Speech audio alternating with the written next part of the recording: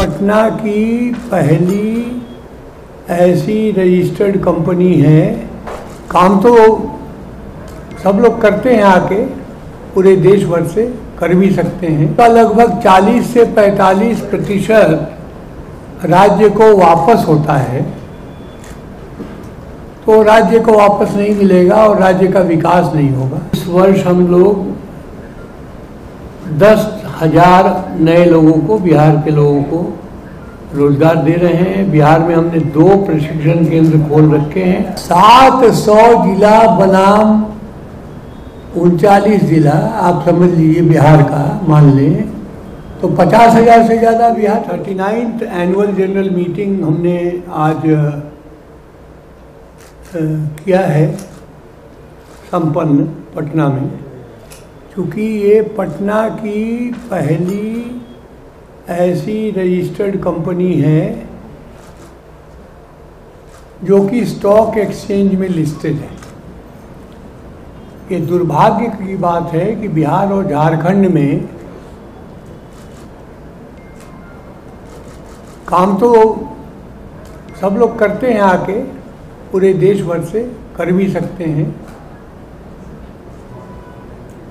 लेकिन बिहार में काम करने वाले और बिहार से मोटा पैसा कमाने वाली बहुत कंपनियां हैं। कोई नाम नहीं लूँगा मैं, जो काम बिहार में करती हैं और अपना रजिस्टर्ड ऑफिस दिल्ली, कलकत्ता, बम्बई, चेन्नई कहीं कहीं रखती हैं। मेरे ऊपर भी बहुत दबाव हुआ कि हम भी अपना रजिस्टर्ड ऑफिस बदल लें यहाँ से, लेकिन उसके इम्प्लीकेशंस को मैं जानता था, बाकी लोग भी जानते हैं कि अगर मैं बिहार से रजिस्टर्ड ऑफिस को बाहर ले जाऊंगा तो कंपनी जितना भी टैक्स भरेगी उसका लगभग 40 से 45% राज्य को वापस होता है, तो राज्य को वापस नहीं मिलेगा और राज्य का विकास नहीं होगा। इसलिए हमने कभी भी अपना रजिस्टर्ड ऑफिस बाहर नहीं किया। उसका थोड़ा बहुत कभी नुकसान हुआ भी, लेकिन उसकी परवाह भी नहीं। इस वर्ष हम लोग 10,000 नए लोगों को, बिहार के लोगों को रोजगार दे रहे हैं। बिहार में हमने 2 प्रशिक्षण केंद्र खोल रखे हैं, जिसमें बिहार के लोगों को कौशल विकास की ट्रेनिंग देकर उनको रोजगार देते हैं। ये हमको अपनी तरफ से कहना था। अब आप लोगों का कोई प्रश्न हो तो आप पूछ सकते हैं। कर्मचारियों के वेलफेयर के क्षेत्र में बहुत काम हम कर रहे हैं, जो कि दूसरी कंपनियां नहीं कर रही हैं। दूसरी कंपनियां तो जो कानूनी सुविधाएं हैं वो भी नहीं देती हैं, लेकिन हम तो उसके अतिरिक्त भी उनको ग्रुप इंश्योरेंस, एक्सीडेंट इंश्योरेंस, बहुत सारी चीज़ों में हमने डाल रखा है, जिससे कि हम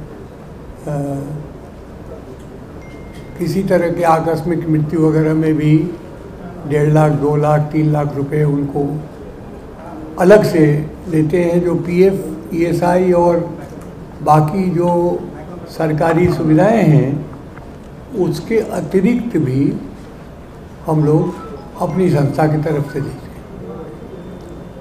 बिहार के लोगों को कितनी प्राथमिकता देते हैं? बिहार के लोगों को प्राथमिकता देते हैं। अब आप समझ लीजिए कि पूरे देश में हम लगभग 700 जिले में काम कर रहे हैं और 700 जिला बनाम 39 जिला, आप समझ लीजिए बिहार का मान लें तो 50,000 से ज़्यादा बिहार के लोग हैं। तो आप प्राथमिकता का प्रतिशत खुद निकाल लीजिए। लेकिन निश्चित रूप से बिहार के लोग कहीं भी हमारे किसी भी कार्यालय में जाते हैं तो उनको प्राथमिकता तो हम देते ही हैं, क्योंकि बिहार की कंपनी है और हम खुल के कहते हैं कि हम बिहार को हम प्राथमिकता देते हैं। तो इसमें दुविधा वाली बात नहीं। अपने अपने इलाकों में हमारे प्रशिक्षण केंद्र खोलने के लिए हमें सुविधाएं कुछ प्रदान करती हैं, तो निश्चित है कि यदि हम कहीं पर भी ट्रेनिंग सेंटर खोलेंगे तो उस ट्रेनिंग सेंटर में जो लोग रिक्रूट होंगे उसी इलाके के होंगे, प्रशिक्षण जो प्राप्त करेंगे उसी इलाके के लोग रहेंगे, तो उनको एश्योर्ड एम्प्लॉयमेंट मिलेगी, तो भी उसी इलाके के लोग रहेंगे। हाँ, ट्रेनिंग का पैसा, खाने का पैसा, वर्दी का पैसा वो देना पड़ता है। जो न्यूनतम है वो देना पड़ता है। तो वो चूंकि हम, लेकिन बहुत सारी कंपनियां अब स्पॉन्सर कर रही हैं, तो उसका खर्च वो कंपनियां देती हैं। ऐसा कई ऐसी योजनाएं हैं।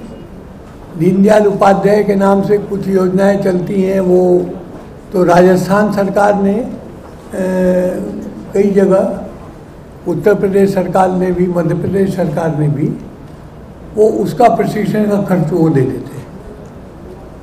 लेकिन अगर कोई कंपनी या कोई राज्य नहीं देती है तो उस बेचारे को देना पड़ता है, वो तो देना ही पड़ेगा। उसके नौकरी लगने के बाद हम उससे करते, और नौकरी लगने के बाद उसको हम इंस्टॉलमेंट में उनसे रिकवर कर लेते हैं। पूरी पारदर्शिता इसमें है, कहीं पर कोई हो नहीं। तो हमारे यहाँ एक सिस्टम है जिसमें कि हम तत्काल उनका टेस्ट लेते हैं,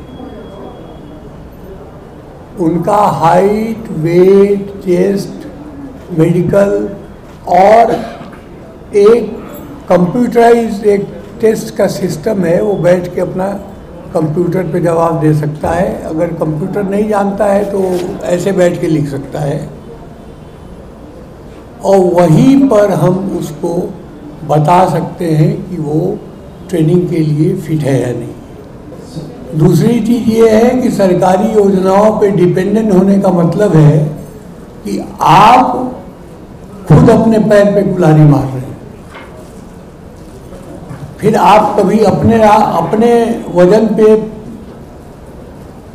आप पैर को जमीन पे रख के चल नहीं पाएंगे। इसलिए मैं शुरू से उससे थोड़ा सा डिस्टेंस बना, हालांकि मैं सरकार में रहा भी हूँ, मेंबर ऑफ पार्लियामेंट भी रहा हूँ, लेकिन मैं जानता हूँ कि सरकारी योजनाओं में क्या होता है।